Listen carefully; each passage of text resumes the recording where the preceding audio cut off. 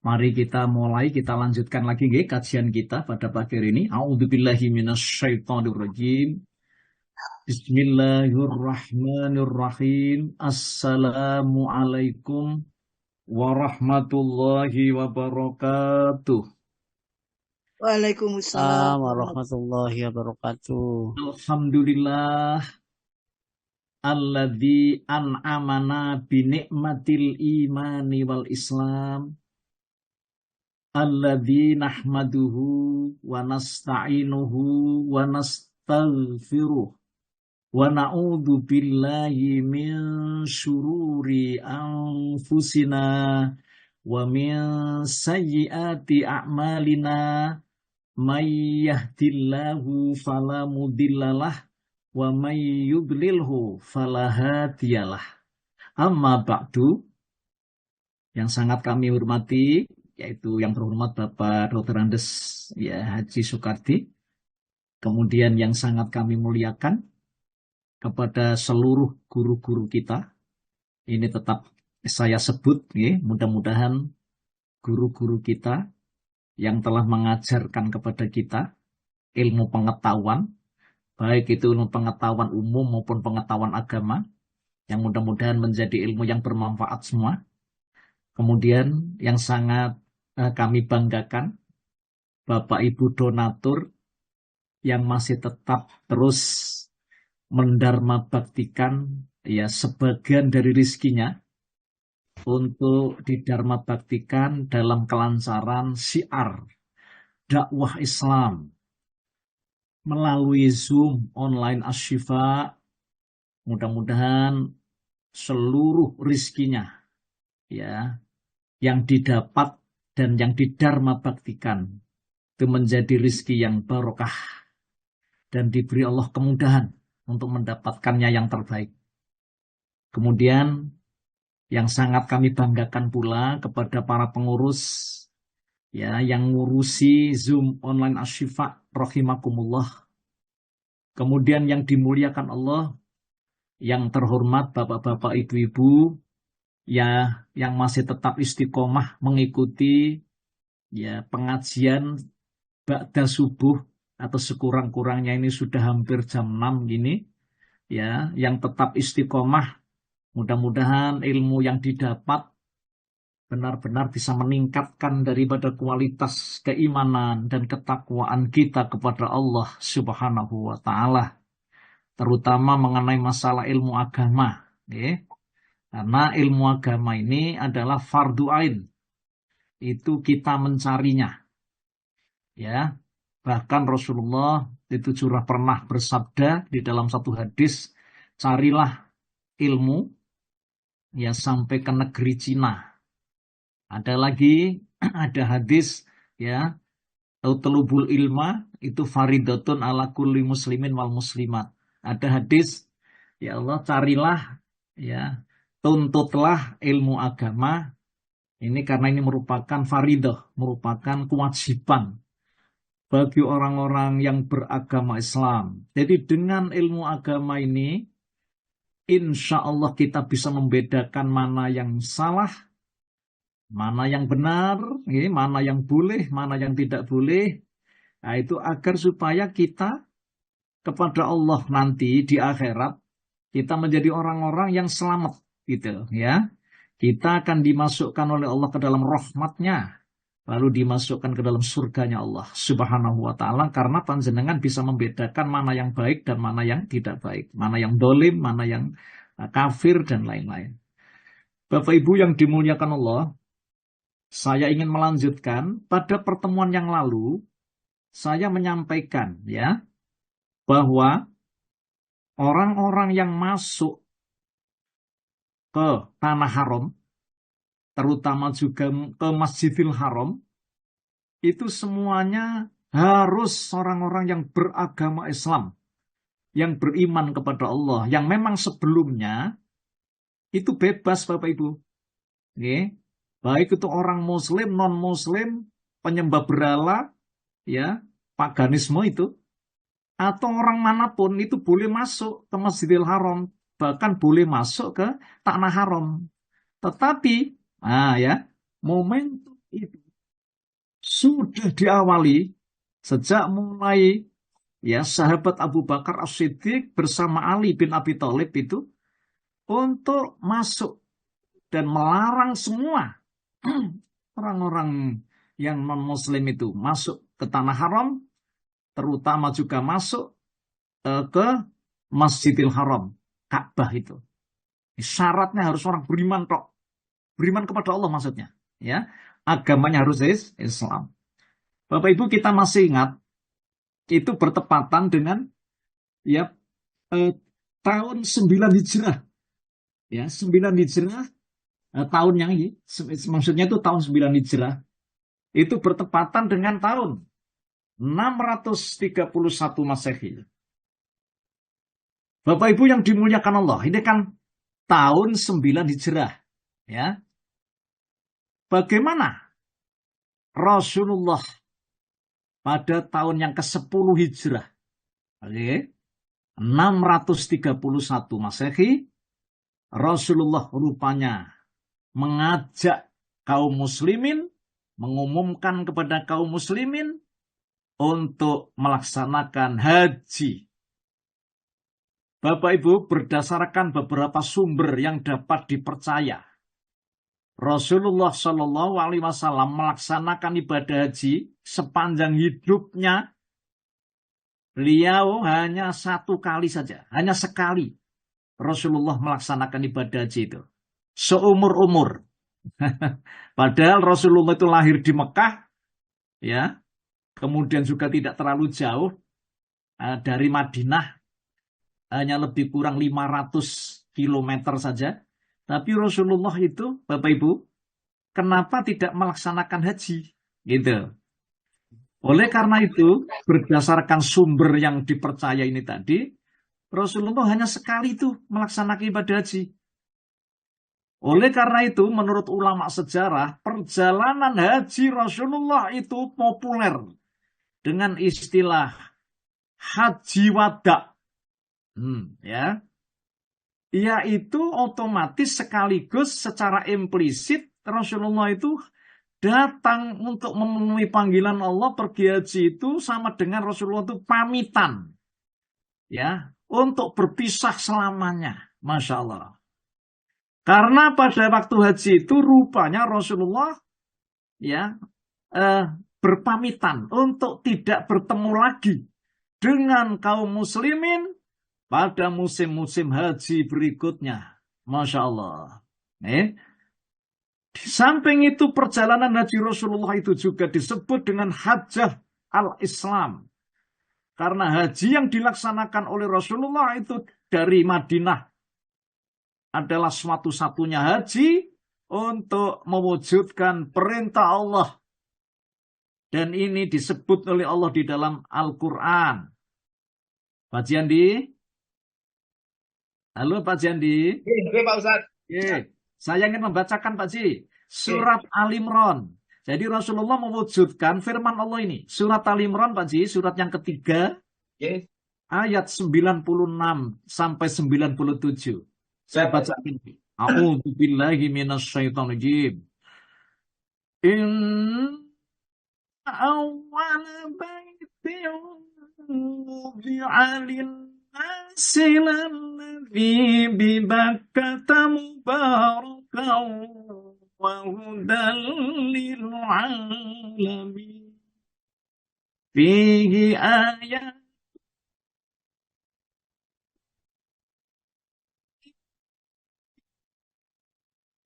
وما دخله ولله حج البيت من استطاع إليه سبيلا ومن كفر فإن الله غني عن العالمين.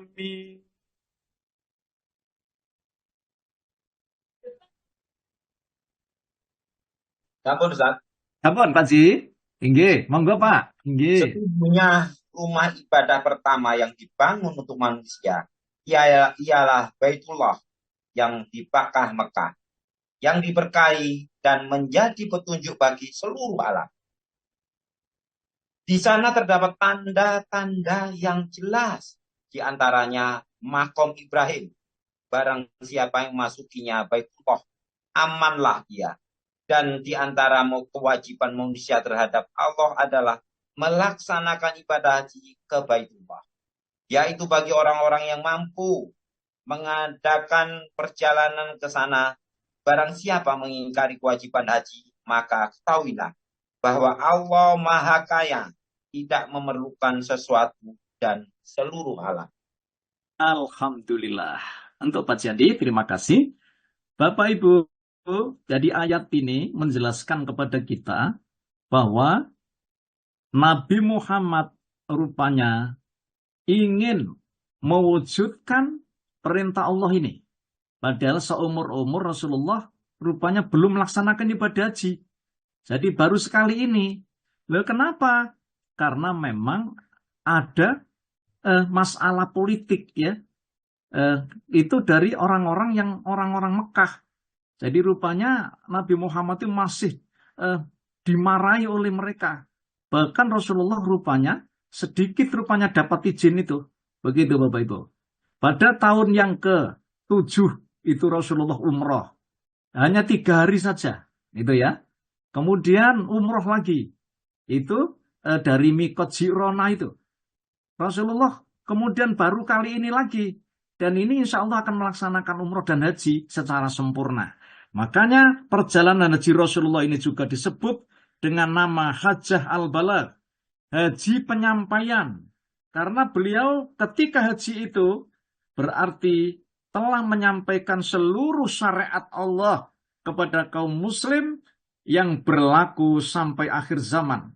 Baik dengan ucapan, perbuatan, cita-cita maupun sikap ya yang didiamkan oleh Rasulullah atau takrir Rasul. Bapak Ibu yang dimuliakan Allah, sejak sebelum keberangkatan Rasulullah Shallallahu Alaihi Wasallam untuk melakukan ibadah haji, Rasulullah sudah mengingatkan kepada seluruh jamaah yang ikut bersama-sama beliau, yang akan ikut bersama-sama beliau, untuk meniru, mencontoh cara manasik haji Rasulullah Shallallahu Alaihi Wasallam. Dalam hal ini ditegaskan ya, Rasulullah bersabda, "Khudhu anni manasikakum." Ambillah cara haji manasik, ya manasikku kalian dari aku. Maksudnya ambillah cara haji atau manasik kalian dari aku. Ini hadis riwayat Imam Nasai ya. Dengan demikian, barang siapa yang mengikuti cara manasik seperti yang dicontohkan oleh Rasulullah Shallallahu Alaihi Wasallam, maka ibadah hajinya insya Allah akan dijamin menjadi haji yang sah, benar, dan insya Allah hajinya akan menjadi haji yang mabrur. Bapak Ibu yang dimuliakan Allah Subhanahu wa Ta'ala, menurut ulama sejarah, ketika Rasulullah Shallallahu Alaihi Wasallam tinggal di Madinah, itu terhitung sejak awal hijrah dari Mekah selama 10 tahun, karena kondisi dan situasi psikologis politik penguasa Mekah yang tadi sudah saya singgung sedikit, ketika itu masih sangat kuat dan sangat membahayakan kaum muslimin. Maka baru di penghujung tahun ke-10 hijrah, ini mari kita ingat-ingat, beliau mengajak para sahabatnya untuk bersiap-siap melaksanakan ibadah haji. Maka tidak lama kemudian, baik sahabat yang tinggal di kota Madinah, di desa-desa, kampung-kampung, maupun yang tinggal di kawasan luar Madinah, berduyun-duyun Bapak Ibu datang ke Masjid Nabawi guna untuk mempersiapkan diri bersama Rasulullah Shallallahu Alaihi Wasallam untuk melaksanakan ibadah haji. Oleh karena itu, menurut ulama sejarah, ini Bapak Ibu, bertepatan pada hari Kamis, Oh ini Masya Allah. Dicatat ya ulama sejarah. Bertepatan pada hari Kamis, tanggal 24 bulan Dzulqa'dah. Ini bulannya masih Dzulqa'dah Bapak Ibu. Tapi 24 tanggalnya. Jadi sudah mau mendekati bulan Dzulhijjah kan. Tahun 10 Hijrah. Bertepatan dengan tanggal 22 Februari 632 Masehi. Setelah sholat duhur 4 rakaat secara berjamaah di Masjid Nabawi, jamaah haji yang dipimpin oleh Rasulullah siap berangkat menuju Mekah. Okay? Siap berangkat menuju Mekah. Yang jaraknya lebih kurang 500 km. Arah selatan Madinah. Itu arah selatan Bapak Ibu. Namun, sebelum Rasulullah bersama para jamaah itu berangkat, beliau menyampaikan pidato. Oh, ngeten ya. Pengarahan, cara-cara manasik. Di antaranya isi pidatonya, beliau menyatakan, wahai manusia, sesungguhnya Allah yang maha agung dan maha kaya, mewajibkan kalian untuk melaksanakan ibadah haji. Oleh karena itu, berhajilah kalian karena Allah. Ini nih pidatonya Nabi Muhammad ya sebelum para jamaah ya dipimpin oleh Rasulullah untuk berangkat. Bapak Ibu, di sela-sela Rasulullah menyampaikan pengarahannya. Tiba-tiba ada salah seorang sahabat bernama Al-Aqra bin Habis radhiyallahu an bertanya. Ini pertanyaannya. Wahai Rasulullah, apakah ibadah haji itu diwajibkan setiap tahun? Ini sahabat Al-Aqra bin Habis ini bertanya begitu Bapak Ibu. Rasulullah diam. Rupanya tidak menanggapi pertanyaan itu. Lalu sahabat ini, sahabat Al-Aqra ini, bertanya lagi Bapak Ibu. Mengulang sampai 3 kali pertanyaan itu. Akhirnya Rasulullah menjawab, tidak. Andaikan aku menjawab iya, maksudnya haji setiap tahun, niscaya haji itu akan mewajibkan tiap tahun kepada kalian. Dan kalian ya tidak akan mampu melaksanakannya. Begitu Rasulullah bersabda. Okay? Jadi pertanyaannya itu, apakah haji itu setiap tahun ya Rasulullah? Tidak. Ini pertanyaannya sahabat sampai 3 kali Bapak Ibu. Akhirnya kemudian baru direspon oleh Rasulullah. Sehingga Rasulullah menjawab, seandainya aku menjawab iya, maka niscaya haji itu setiap tahun. Itu harus dilaksanakan. Maka kata Rasulullah, itu kalian akan tidak akan mampu, maksudnya begitu, untuk melaksanakannya. Bapak Ibu, kemudian Rasulullah melanjutkan keterangannya. Biarkan, kata Rasulullah, jangan kalian bertanya amalan-amalan yang aku tinggalkan. Sesungguhnya orang-orang sebelum kalian itu banyak yang mengalami kerusakan karena mereka banyak bertanya dan sering juga menentang para nabi mereka. Jika aku memerintahkan sesuatu, maka laksanakan perintahku sekuat kemampuan kalian, kata Rasulullah. Jika aku melarang sesuatu terhadap kalian, maka jauhilah. Bapak Ibu, ibadah haji itu diwajibkan hanya 1 kali seumur hidup, kata Rasulullah. Jika kalian bisa melaksanakan lebih dari sekali, berarti itu adalah merupakan amalan yang sangat dianjurkan. Maksudnya amalan yang disunnahkan. Begitu yang disebut di dalam satu hadis riwayat Muslim. Bapak Ibu yang dimuliakan Allah, di antara calon jamaah haji terus bertanya kepada Rasulullah. Ya, yang saat itu beliau masih berada di atas mimbar, Bapak Ibu. Jadi masih pidato ya. Di antara pertanyaan yang mereka lontarkan adalah tentang mikot. Nah, tentang mikot, yaitu tempat dimulainya niat haji atau umroh, Bapak Ibu. Mikot, ya. Saya ulang, mikot itu ada 2. Ada mikot zamani, maksudnya mikot ya saat dimulainya waktu ibadah haji. Itu saat, Bapak Ibu, waktu. Sedangkan mikot itu ada mikot makani, yaitu mikot atau tempat dimulainya. Saya ulang, tempat dimulainya niat melaksanakan ibadah haji dan umroh. Maka pertanyaan ini dijawab oleh Rasulullah. Ini jawaban dari Rasulullah ya dalam satu hadis. Penduduk Madinah memulai niat ikhramnya dari Dzul Khulaifah atau Bir Ali. Kata Bapak Ibu. Itu disebut Dzul Khulaifah. Kata Rasulullah, ya penduduk Madinah memulai niat ikhramnya dari Dzul Khulaifah atau Bir Ali.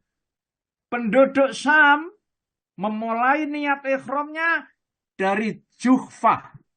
Kata Rasulullah. Penduduk negeri Najd memulai niat ikhramnya dari Qarn. Maksudnya Qarnul Manazil. Kemudian penduduk Yaman memulai niat ikhramnya dari Yulamlam. Hadis riwayat Bukhari. Bapak Ibu yang dimuliakan Allah. Dalam kondisi Rasulullah sedang pidato ini, ada seseorang bersuara lantang bertanya juga. Ada pertanyaan Bapak Ibu. Jadi ini rupanya Rasulullah itu memberikan pengarahan Bapak Ibu ya sebelum berangkat haji atau umroh ini. Apa pertanyaan ini? Wahai Rasulullah, apa yang Anda perintahkan tentang pakaian yang harus dipakai ketika kami mau berikhram untuk melaksanakan ibadah haji dan umroh itu? Rasulullah menjawab Bapak Ibu. Rasulullah menjawab, janganlah kalian memakai baju gamis. Kata Rasulullah gitu. Jangan kalian memakai celana. Jangan kalian memakai surban, piyama, dan pakaian yang terkena parfum waros atau za'faron. Juga tidak boleh memakai sepatu. Kecuali seseorang yang tidak menemukan sepasang sandal. Maka hendaklah ia memakai sepasang sepatu itu. Tetapi hendaklah sepatu itu dipotong bagian atas sepatunya. Sehingga sepatu itu tidak menutupi dua mata kakinya. Masya Allah. Ini hadis nih. Jadi boleh pakai alas kaki. Tapi tidak boleh sepatunya itu menutupi dua mata kakinya Bapak Ibu. Rasulullah melanjutkan juga pengarahannya. Bahwa perempuan, ibu-ibu, kata Rasulullah, yang sedang berikhram tidak boleh memakai cadar. Jadi wajahnya terbuka. Dan ia juga tidak boleh memakai sepasang kaos tangan. Ini Rasulullah. Hadis riwayat Bukhari. Ya. Pada kesempatan ini Rasulullah mengajarkan kepada calon jamaah haji dan menjawab semua pertanyaan tentang manasik haji dalam posisi beliau masih berada di atas mimbar. Bapak Ibu yang dimuliakan Allah. Setelah memberikan pengarahan singkat ini, Rasulullah berdandan dengan menyisir rambut dan memakai parfum yang diiringi oleh para calon jamaah haji Bapak Ibu. Siap untuk berangkat menuju Mekah. Namun waktu itu Rasulullah berangkat Bapak Ibu dari Medina ini. Berangkat Bapak Ibu menuju kemana? Menuju ke Dzul Khulaifah dulu. Menuju ke Bir Ali. Jaraknya dengan Masjid Nabawi itu diperkirakan masih 11 kilo. Jadi dari Masjid Nabawi menuju Bir Ali atau Dzul Khulaifah itu masih 11 kilo.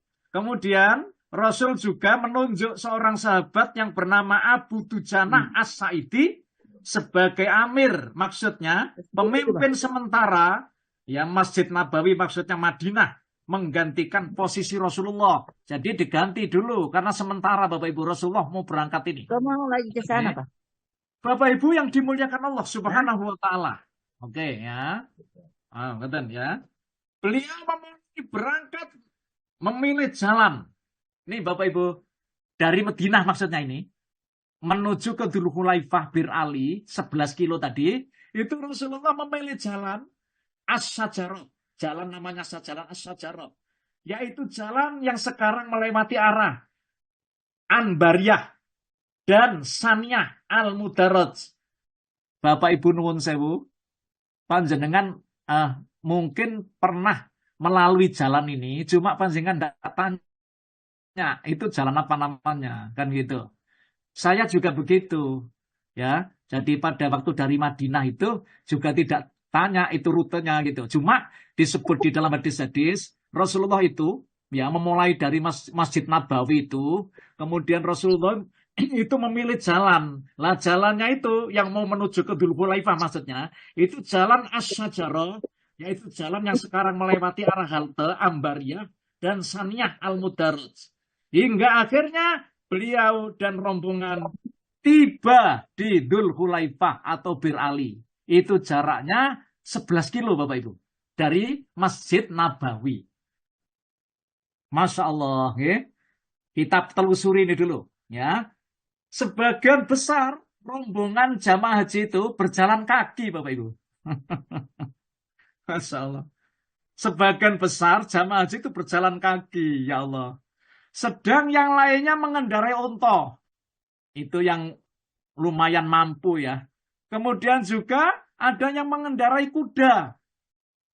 Tapi sebagian besar ini jalan kaki, Masya Allah. Semua membawa bekal masing-masing.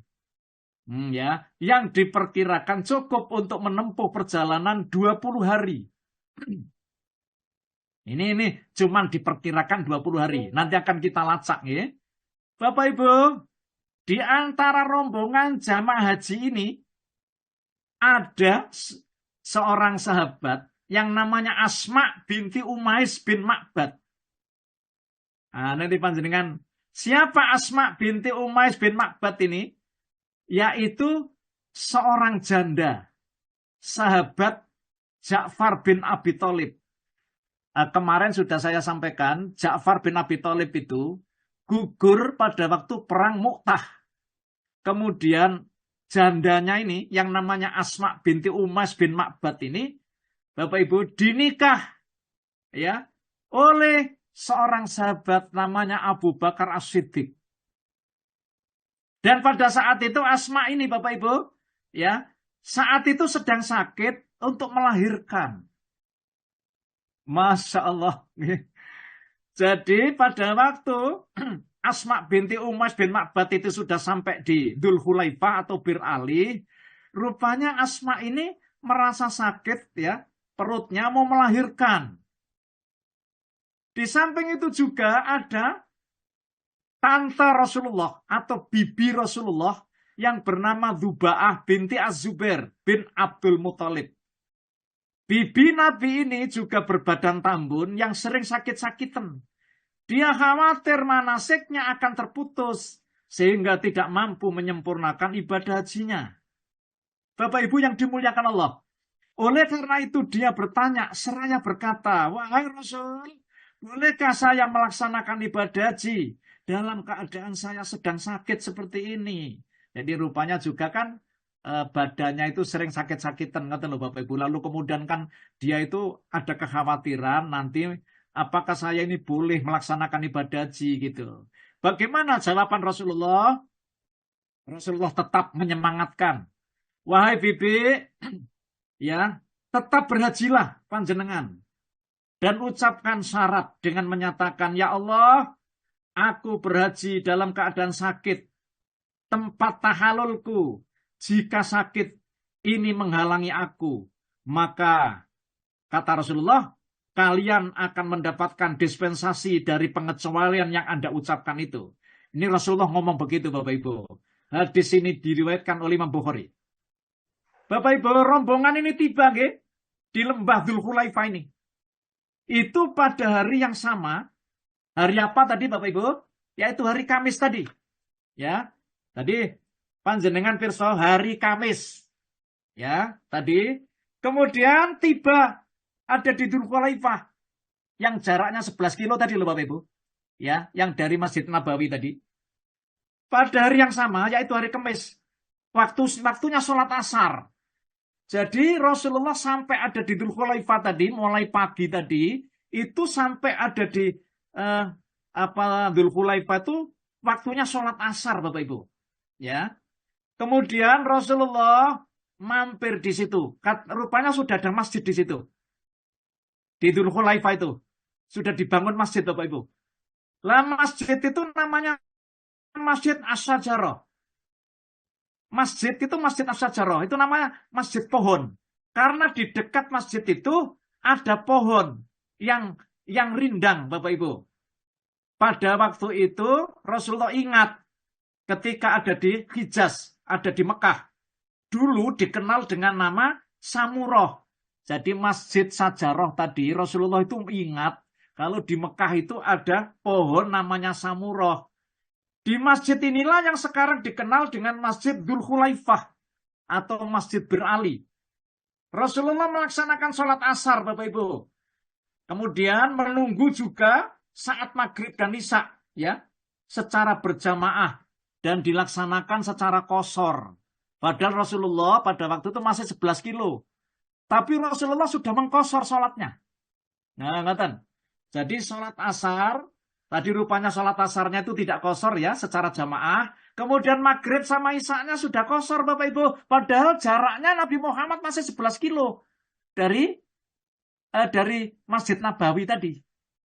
Nah, oleh karena itu kita boleh ya mengqashar sholat dan menjamak sholat ketika kita mau mempunyai tujuan yang di situ boleh kita mengqashar dan menjamak sholat. Jadi misalnya contoh dari Surabaya menuju ke Malang misalnya, lalu kemudian ada di Krian itu panjenengan sudah sholat jamak qashar, boleh karena tujuan panjenengan menuju ke Malang.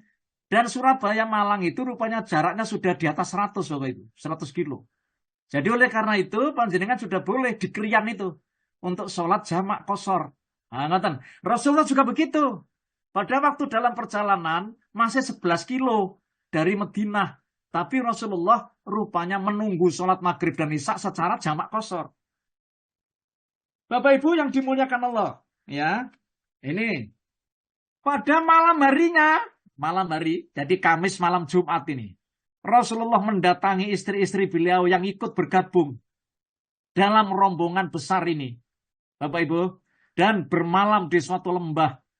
Jadi Rasulullah bermalam di suatu lembah, yaitu di dekat masjid itu. Apa lembah itu? Lembah itu bernama Al-Aqiq. Al-Aqiq itu terus disebut oleh ulama sejarah itu sebuah sungai, nama sebuah sungai ya yang kering kerontang yang memanjang dari arah utara ke selatan dekat Dzulkhulaifah itu, dekat Bir Ali itu.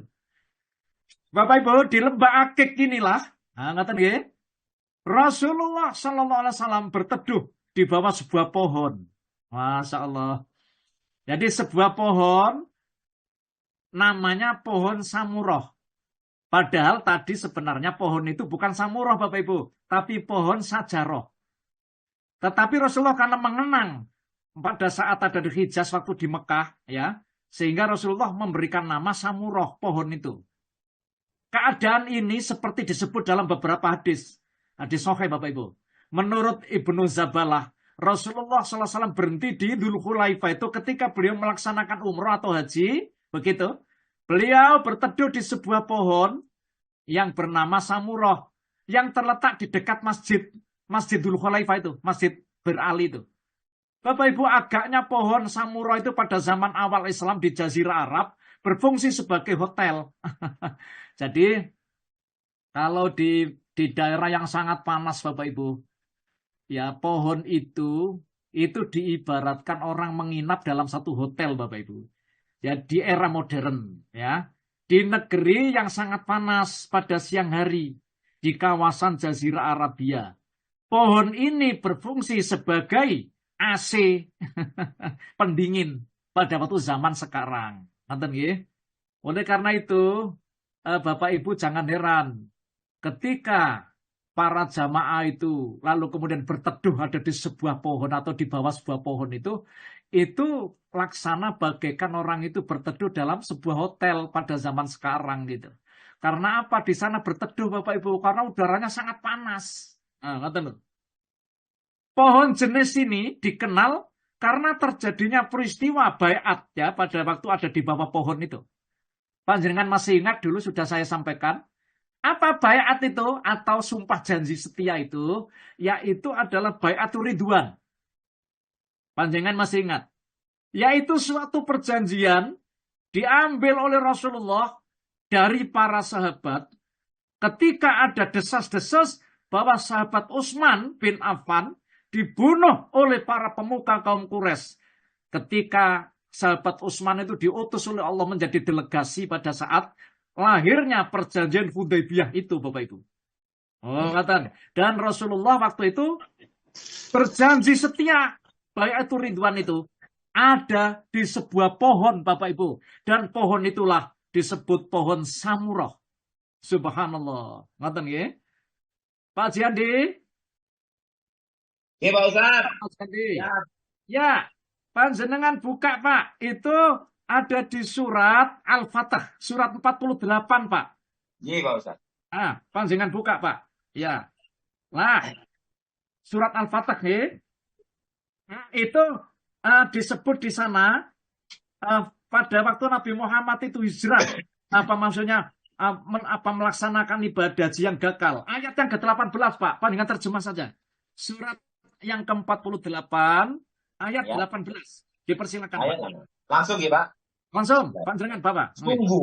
Sungguh Allah telah meridhoi orang-orang mukmin ketika mereka berjanji serta kepadamu Muhammad di bawah pohon. Dia mengetahui apa yang ada dalam hati mereka. Lalu dia memberikan ketenangan atas mereka dan memberi balasan dengan kemenangan yang dekat. Alhamdulillah. Bapak Ibu masih ingat pada saat itu? Makanya Bapak Ibu ada di wilayah yang panas, ya daerah yang panas, negeri yang panas itu, pohon itu bisa juga masuk dalam sejarah. Bahkan itu diabadikan Allah, Masya Allah. Nih, pohon, karena itu sebagai pendingin Bapak Ibu ketika itu. Dan Rasulullah rupanya mengambil baiatur Ridwan, janji setia pada saat itu. Bapak Ibu, menurut laporan Ibnu Abbas, kemudian Umar bin Khattab mendengar Rasulullah itu bersabda, ketika beliau berada di Wadi Akik tadi loh Pak, ya, dekat Dzul Hulaifah tadi, pada malam ini ada yang mendatangi aku, kata Rasulullah, yaitu malaikat Jibril. Lalu malaikat Jibril itu berkata, ya Muhammad, sholatlah Anda di tempat yang diberkahi ini. Ini Wadi Akik, Bapak Ibu. Ya. Dan katakan, umrah itu bisa digabung dengan haji. Dan beliau bersabda, barang siapa di antara kalian ingin berikhram haji, digabung dengan umrah, maka berikhlal. Jadi maksudnya berikhramlah. Dan barang siapa ingin berikhram dengan umrah saja, maka berikhramlah. Hadis riwayat Bukhari, Bapak Ibu. Maksudnya begini, Pak. Malaikat Jibril itu datang memberikan berita kepada Nabi Muhammad pada saat itu ada di Wadi Akik tadi, Bapak Ibu, bermalam di situ. Itu kemudian menyampaikan, Muhammad, jadi haji itu boleh digabung dengan umroh. Demikian pula umroh juga boleh digabung dengan haji. Kan, Nathan? Apa itu maksudnya? Haji itu kan ada 3 model. Ada namanya haji ifrad, ada namanya haji tamattu, ada namanya haji kiron, kan gitu Bapak Ibu. Gitu. Oleh karena itu, kalau tamattu itu kan umroh dulu, baru haji, ya. Kalau ifrad itu haji dulu, baru umroh, kan gitu. Kalau kiron itu dirangkap Bapak Ibu, dirangkap. Jadi antara haji sama umroh itu dijadikan satu niatnya. Begitu Bapak Ibu, ini adalah malaikat Jibril ya, yang menyampaikan. Bapak Ibu pada malam itu, jadi malam Jumat ini. Pada waktu malam, maksudnya hari Kamis malam Jumat, pada bulan dan tanggal yang sama, yaitu tanggal 24 Dzulqa'dah tadi loh Bu, Bapak Ibu, tanggal tahun 10 Hijrah tadi, ya. Asma binti Ummas itu istri Abu Bakar itu melahirkan anak laki-laki yang diberi nama Muhammad bin Abu Bakar. Asma mengutus sang suami, maksudnya Abu Bakar As-Siddiq, untuk bertanya kepada Rasulullah, apa yang harus ia lakukan? Maka datanglah Abu Bakar kepada Nabi, Bapak Ibu, sekaligus menginformasikan ya pertanyaan Asma ini, Bapak Ibu, kepada beliau. Ternyata Rasulullah memerintahkan agar Abu Bakar itu memerintahkan Asma untuk mandi. Jadi setelah melahirkan itu langsung mandi, bersuci dari nifas, dengan memberi kain yang mampu menghalangi darah mengalir dalam diri Asma. Kemudian ia boleh untuk berniat ihram haji. Ia boleh melakukan amalan manasik seperti amalan jamaah yang lain. Hanya saja ia tidak boleh tawaf di Baitullah. Bapak Ibu yang dimuliakan Allah, Nabi Muhammad ketika ditanya oleh Abu Bakar mengenai masalah istrinya ini, lalu kemudian Rasulullah menjawab, suruh bersuci, suruh mandi besar itu dari nifas. Kemudian kasih softtek, gitu. Kalau dulu kan tidak ada softtek, Bapak Ibu. Sekarang kasih softtek supaya darahnya tidak mengalir. Kan gitu. Lalu Rasulullah menyuruh untuk berniat ihram, walaupun dia masih mempunyai hadas besar. Nah, oleh karena itu, ini memberitahukan orang jamaah haji itu boleh walaupun mempunyai hadas besar. Akan tetapi yang tidak boleh hanya tawaf ada di Baitullah Ka'bah. Begitu hadis riwayat Muslim, Bapak Ibu. Bapak Ibu yang dimuliakan Allah, malam itu juga Rasulullah mempersiapkan diri. Jadi malam Jumat untuk melakukan maksudnya berikhram untuk haji. Di antaranya beliau menggiring hewan-hewan kurbannya. Bapak Ibu, berapa hewan itu? Rasulullah itu, Bapak Ibu, membawa hadyu atau hewan kurban unta itu 100 unta. Subhanallah. Nggak tanggung-tanggung ini. Ini belum digabung dengan untanya para jamaah, Bapak Ibu. Jadi 100 unta itu digiring oleh Rasulullah. Ya. Bapak Ibu, kemudian Rasulullah menyuruh ya untuk mencukur bagian kanan punuknya. Punuk unta itu. Jadi bayangkan, 100 unta itu dicukur punuknya semua. Sehingga darahnya mengalir.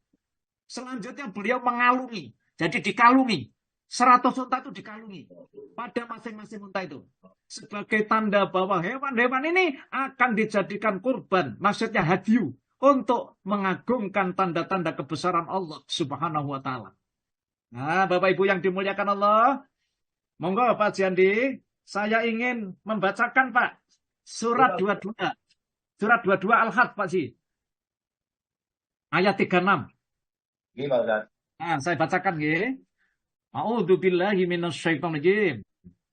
Wal budana ja'alnaha lakum min sya'airillahi lakum fiha khair. Fadhkuru smallahi 'alaiha shaf. Fa idza wajabat junubuha fakulu minha wa at'imul qani'a wal mu'tar. Kadzalika sakharna lakum la'allakum tashkurun.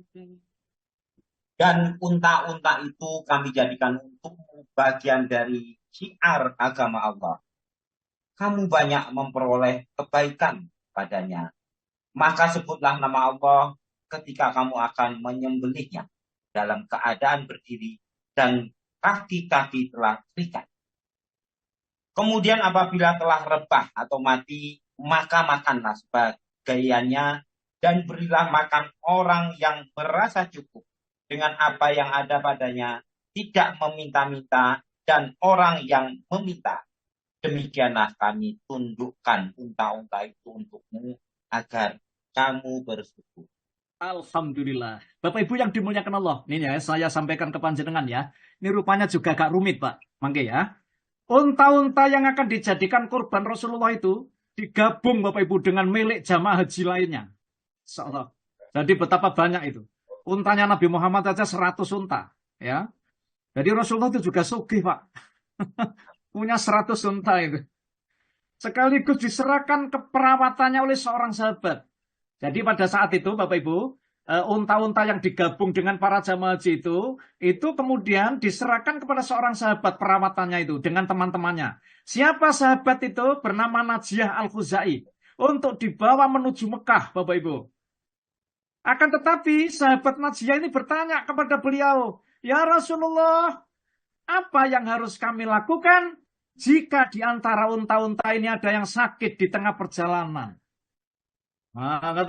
Jadi sakit itu kadang-kala doprok itu nggak bisa jalan Bapak Ibu karena loro, sakit. Ya. Lalu kemudian dia bertanya, apa yang aku lakukan? Rasulullah menjawab, sembelihlah unta-unta yang sakit itu. Oh, wis loro disembelih pisan. Tapi Nabi Muhammad nyuruh. Lalu celupkan kalungnya ke dalam darahnya dan tuangkan sebagian darah itu pada bagian atas punuknya.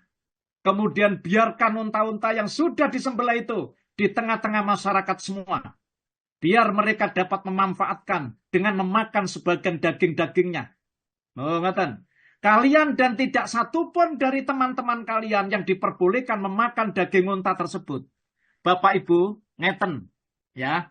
Jadi unta tadi kan seandainya di perjalanan, kan belum sampai di kota Mekah Bapak Ibu. Belum sampai di Tanah Haram, belum. Ya.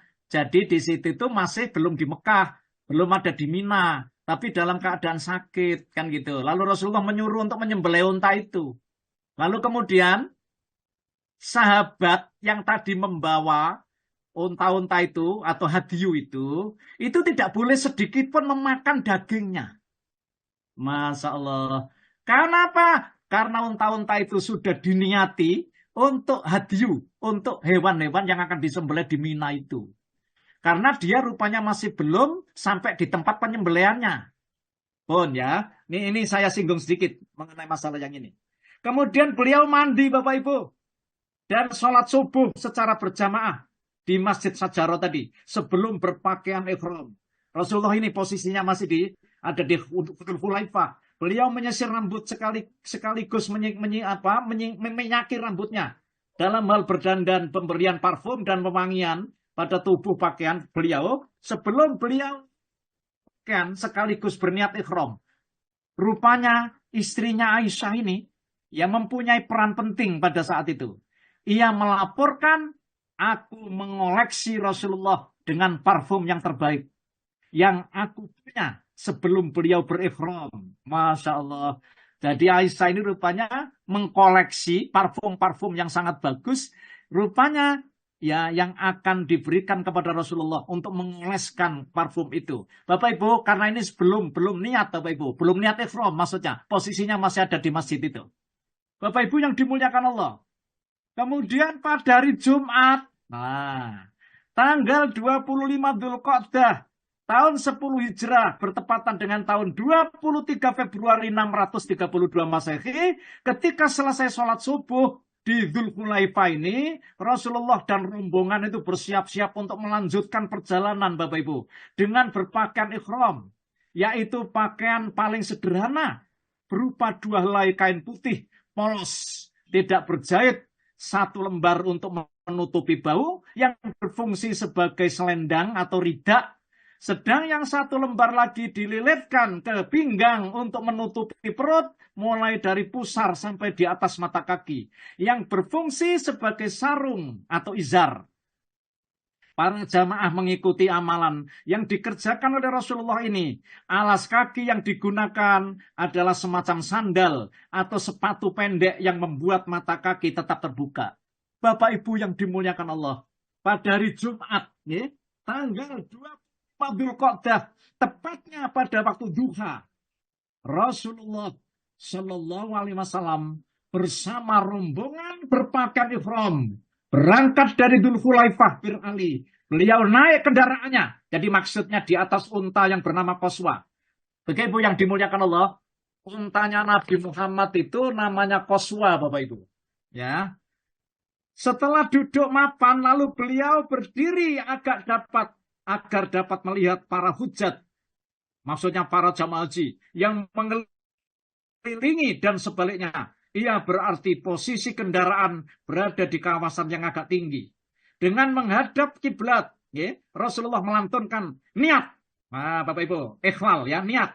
Tanpa menyebut kata haji atau umroh. Dengan suara yang dapat didengar. Jadi pada saat itu. Bapak Ibu, ikhlal beliau ditandai dengan ucapan talbiyah. Nah ini, talbiyahnya bagaimana?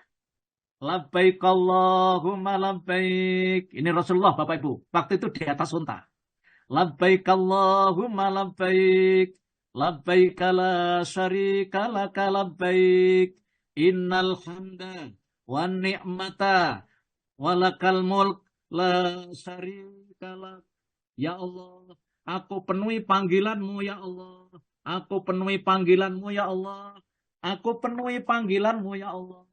Tiada sekutu bagimu ya Allah. Aku penuhi panggilanmu ya Allah. Sesungguhnya pujian, kenikmatan, dan kekuasaan adalah milik dan otoritasmu ya Allah. Ini hadis sahih Bapak Ibu, riwayat Bukhari. Dengan demikian, pemandangan puluhan atau bahkan ratusan ribu manusia yang semula berpakaian warna-warni dengan model dan gaya yang beragam, kini menjadi seragam putih-putih, yaitu warna dan pakaian yang paling sederhana. Dalam kehidupan manusia, ketika itu tergambar jelas prinsip persamaan atau al-musawah dalam ajaran Islam. Allah, ya, manusia itu semuanya sama di sisi Allah.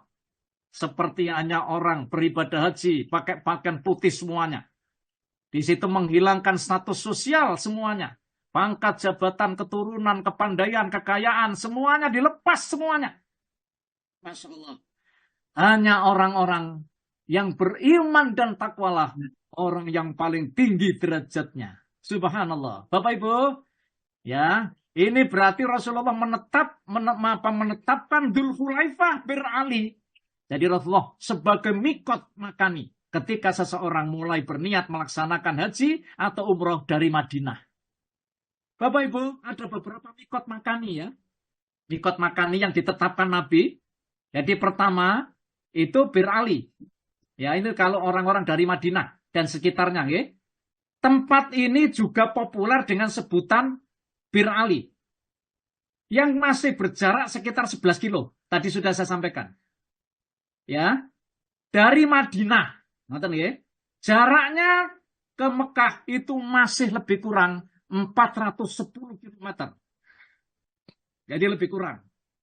Kedua, Mikot Kornul Manazil itu berjarak 80 kilo dari Mekah untuk penduduk Taif, Najd dan sekitarnya. Yang ketiga, Dzul Irkin, ya, untuk penduduk Irak dan sekitarnya yang berjarak 90 kilo dari Mekah. Yang keempat, Yulamlam itu berjarak 130 kilo dari Mekah untuk penduduk Yaman dan sekitarnya, termasuk orang Indonesia ini Bapak Ibu. Yulamlam atau Kornul Manazil, gitu ya. Yang kelima, Juhfah itu masih berjarak 187 km dari Mekah untuk penduduk Syam, Syria, dan Mesir.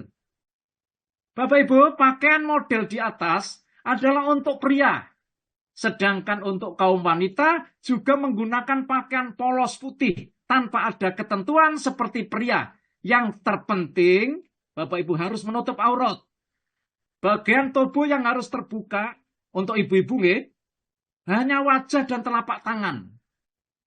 Bapak Ibu yang dimuliakan Allah, rombongan jamaah haji ini mulai bergerak Bapak Ibu. Berjalan secara rapi, teratur, ya, dengan wajah khusyuk, penuh keseriusan, keceriaan, dan kebahagiaan. Subhanallah. Di tengah-tengah rombongan tanpa Rasulullah mengendarai onta, koswah. Ya. Setelah semua jamaah bergerak dan berjalan, Rasulullah mulai memimpin bacaan talbiyah ini. Labbaik Allahumma labbaik. Labbaik la syarika laka labbaik. Innal hamda wa ni'mata laka wal mulk la syarika lak. Bapak Ibu, talbiyah Rasul ini kadang-kadang diselingi tek-tek talbiyah inovasi para sahabat. Jadi rupanya para sahabat itu juga mempunyai tek-tek inovasi para sahabat ini. Jadi sementara Rasul diam Bapak Ibu, tidak menegur sebagai tanda persetujuan atau takrir, ya, di antara tek talbiyah tersebut ini. Jadi ini Bapak Ibu, teknya para sahabat ini. Jadi diinovasi. Labbaika labbaika dzal ma'arij, labbaika dzal fawasil, labbaika wa sa'daik, wal khairu fil yadaik, war raghba'u wal amal, labbaika dzal na'ma, wal fadlil hasan, labbaika marhuban minka, wa marhuban ilaik, labbaika haqqan ta'abudan warikan. Begitu Bapak Ibu. Ini saya baca ada di beberapa hadis Bapak Ibu mengenai masalah inovasi teks-teks talbiyah. Silakan ada di antara panjenengan yang membaca teks-teks gitu. Bapak Ibu, Ketika rombongan itu meniru ucapan talbiyah yang dikumandangkan Rasulullah, malaikat Jibril datang membisikkan kepada beliau agar Rasulullah itu berkenan memerintahkan rombongan untuk mengeraskan suara dalam membaca talbiyah itu. Oh, ngatan. Jadi membaca talbiyah itu sunnah, Bapak Ibu, dikeraskan. Labbaik Allahumma labbaik, dikeraskan, ya. Itu disunahkan karena Rasulullah didatangi malaikat Jibril dan malaikat Jibril menyuruh untuk mengeraskan bacaan talbiyah itu kepada Rasulullah Shallallahu Alaihi Wasallam. Masya Allah. Bapak Ibu, talbiyah ini terus dikumandangkan sepanjang perjalanan. Ya, Dzul Khulaifah bir Ali Mekah ini. Bacaan talbiyah putus sementara ketika Rasulullah berhenti di beberapa masjid untuk melaksanakan sholat. Setelah keluar dari Dzul Khulaifah, beliau memilih rute. Rute yang dipilih jalan bernama Sajarah. Kemudian belok ke selatan menuju rute jalan bernama Muaris. Di tempat terakhir ini, beliau bersabda, wahai jamaah haji, kalian semua berada di tempat yang diberkati. Hadis riwayat Bukhari.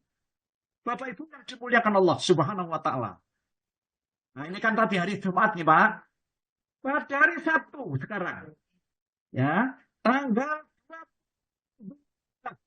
10 Hijrah, bertepatan dengan tanggal 2. Setelah menempuh di Malal, Bapak Ibu. Jadi ada sebuah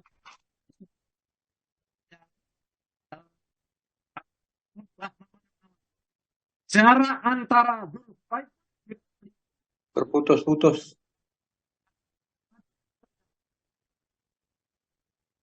Nah, ini rupanya Kok hilang suaranya? Iki HP ku kok ya? seorang ahli fikih Suaranya putus-putus, Ustaz. dari Madinah. Loh, iya. Malal itu berarti bosan, artinya jenuh. Dinamakan Malal karena perjalanan terus-menerus dalam jarak 50 kilo itu akan makanya ini disebut Malal. Sebuah danau atau sebuah lembah namanya Malal ini. Bapak Ibu, di Malal ini terdapat beberapa sumur yang kemudian populer dengan nama penggagas atau pembuatnya. Jadi misalnya sumur Utsman atau Bi'rul Utsman, sumur Marwan, ada Bi'ru Marwan, ada sumur Mahdi, Bi'ru Mahdi, dan lain-lain. Itu di Malal ini, Bapak Ibu. Jaraknya ya itu dari Dzul Khulaifah itu sudah mencapai 50 kilo. Bapak Ibu yang dimuliakan Allah, dari Ahad malam Senin, tanggal 27 Dzulqa'dah, 10 Hijrah, di tempat ini beliau istirahat sebentar ya, untuk menghilangkan kejenuhan perjalanan. Kemudian beliau dan rombongan jamaah haji berangkat lagi sampai tiba di suatu desa bernama Sayalah, berjalan sekitar 13 kilo dari Malal. Jadi wis 13 kilo Bapak Ibu dari Malal tadi. 3 kilometer sebelum tiba di Sayalah, beliau dan rombongan berhenti untuk melaksanakan sholat maghrib dan isya secara qashar dan jamak takhir di sebuah masjid dekat masjid. Jadi ada masjid namanya Masjid Asyaraf. Jaraknya dengan sudah 13. Bapak Ibu, ini saya sampaikan ini karena rute ya pada saat itu. Bapak Ibu, setibanya di Sayalah, beliau makan malam, kemudian istirahat sampai subuh. Menurut penuturan Abu Ishaq Al-Harbi dan Imam As-Samahuti, Sayalah itu memiliki banyak sumber mata air yang pada zamannya adalah milik keluarga Husain bin Ali bin Abi Thalib, cucu Rasulullah. Kira-kira 1,5 kilo dari Sayalah ini ada terletak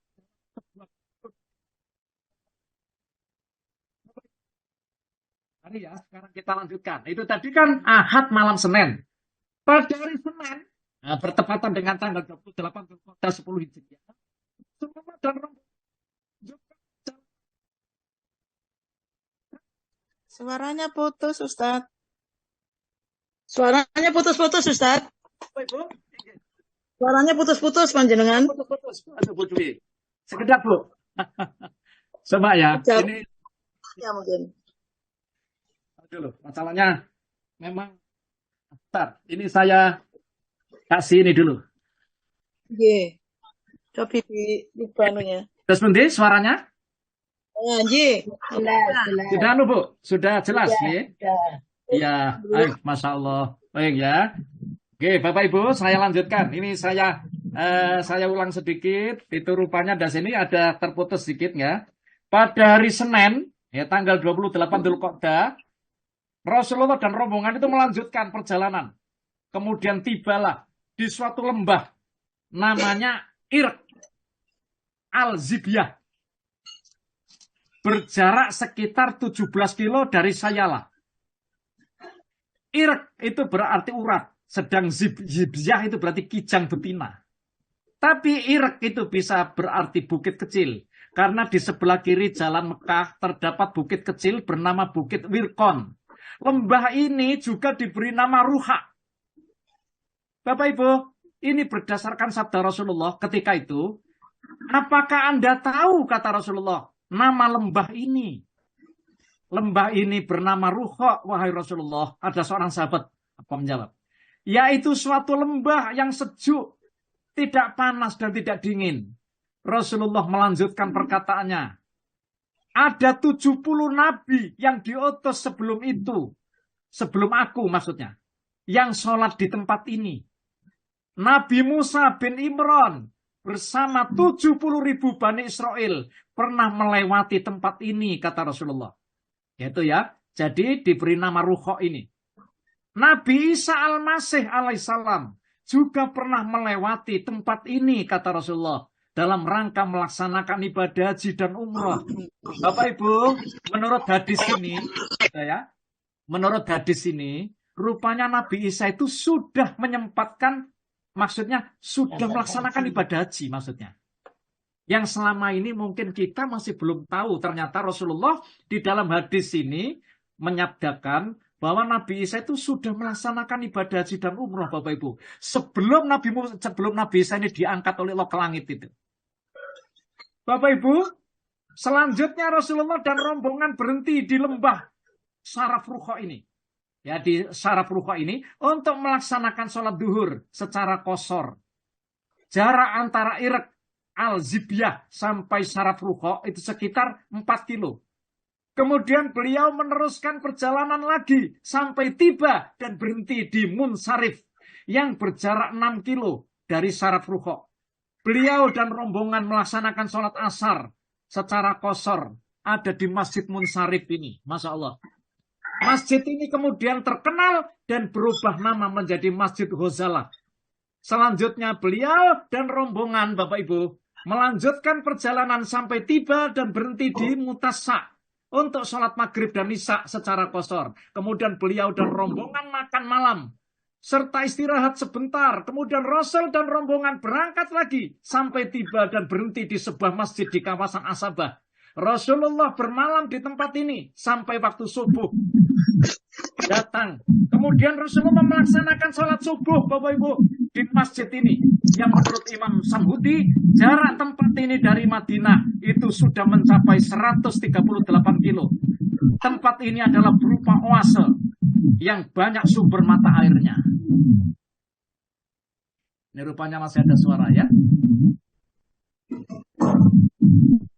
Ini kan Ustaz, saya barusan lampu mati. Saya jadi kok nggak bisa mematikan. Ini ada buah Jineti ya. Rupanya suaranya agak kayak kipas angin gitu. Baik, Bapak Ibu yang dimuliakan Allah Subhanahu wa taala. Dalam ini kan saya ingin saya ingin menyampaikan rute-rute ini Bapak Ibu, karena dalam perjalanan Rasulullah itu banyak kejadian-kejadian kan gitu ya. Jadi oleh karena itu, karena jamnya sudah sampai jam 7, rupanya waktunya sudah cukup siang. Insya Allah untuk kelanjutannya nanti bagian 2 akan saya lanjutkan Bapak Ibu rute ini. Dan mudah-mudahan cukup ya waktu, sehingga sampailah Nabi Muhammad itu ada di Mekah. Ini rupanya Nabi Muhammad itu masih ada dalam perjalanan dan akan saya ceritakan mengenai masalah ini nanti untuk pada waktu berikutnya insya Allah. Rupanya waktunya tidak cukup, mudah-mudahan Allah menganugerahkan ya apa yang saya sampaikan pada pagi hari ini sedikit bisa memberikan informasi yang akurat Bapak Ibu, yang tajam ya mengenai perjalanan Rasulullah SAW untuk melaksanakan haji wada ini, Masya Allah. Oke. Dan nanti bagaimana Rasulullah apabila sudah sampai di Mekah, ya, lalu kemudian berapa hari lagi Rasulullah rupanya wafat Bapak Ibu. Mudah-mudahan ini nanti kita akan mendapatkan ilmu yang banyak mengenai masalah perjalanan ini. Insya Allah. Saya serahkan kepada Pak Jialwi. Karena waktunya sudah mepet, Pak.